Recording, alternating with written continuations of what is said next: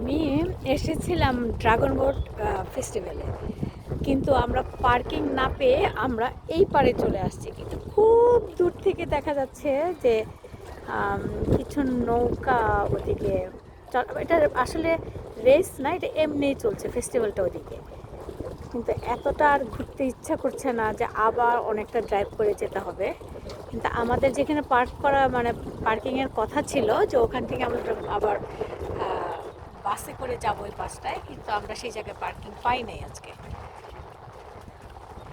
তো এখন আমরা চলে আসছি ফ্রেন্ডসম্যান বেতে, যেটা খুব পছন্দের জায়গা। এই জায়গাটার জলটা এত নীল, এত নীল, বলার বাইরে।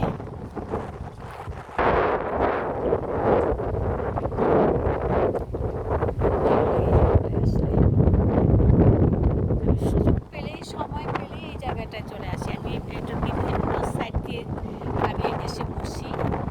আজকে আমার প্ল্যান হচ্ছে কিছু সাদা পাথর এখান থেকে আমি কুড়িয়ে নেব আমার ঘরের ইনডোর প্ল্যান্টে।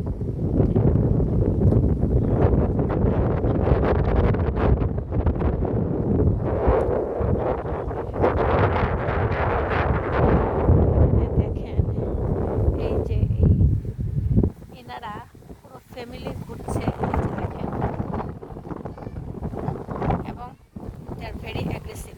আর সামনে গেলেই করে কি, হাঁ করে কামড় দিতে আসে।